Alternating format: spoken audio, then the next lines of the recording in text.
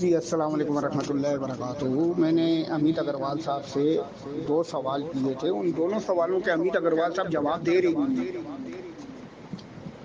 اور بھاگے جا رہے ہیں آگے سے۔ اب میرا ان سے یہ سوال ہے کہ ستیہ پرکاش میں یہ عبارت لکھی گئی ہے کہ کوئی شخص اگر دھرم کی خاطر کسی دیش گیا ہو تو اس کی عورت کو چاہیے 8 سال انتظار کرے، 9ویں سال جو ہے نیو کر کے اس سے اولاد پیدا کرے۔ کوئی شخص علم حاصل کرنے کے لیے، شہرت حاصل کرنے کے لیے کسی دوسرے دیش گیا ہے تو اس کی عورت کو چاہیے کہ 6 سال اس کا انتظار کرے، 7ویں سال جو ہے نیو کیا مرد تلاش کر کے اس کے ساتھ نیوک کرے اور بچے پیدا کرے۔ اور جو ہے کسی عورت کا شوہر جو ہے دولت کمانے کی خواہش سے کسی دوسرے دیش گیا ہے، ملک گیا ہے، تو اس عورت کو یہ چاہیے کہ 3 سال تک اس کا انتظار کرے، 4تھے سال جو ہے وہ نیو کیا مرد تلاش کرے اور اس کے ساتھ ہم بستر ہو، نیو کرے اور بچے پیدا کرے۔ تو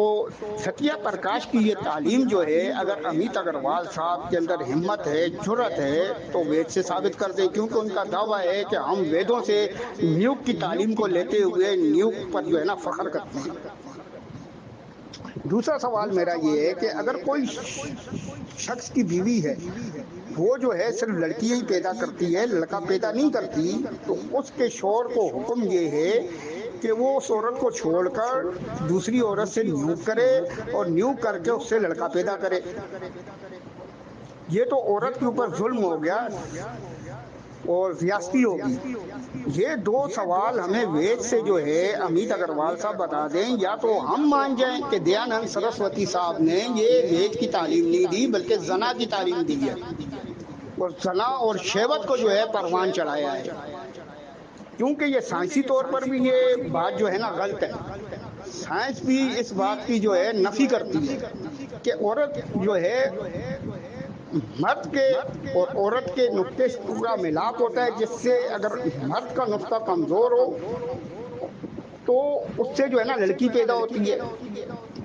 اور اگر دونوں کا نطفہ ملاپ کر جائے تو اس سے لڑکا پیدا ہوتا ہے۔ اب جو ہے پھر یہاں پر ایشور کی بات بھی آ جاتی ہے۔ یہ ایشور کیسا ظالم ایشور ہے وید کا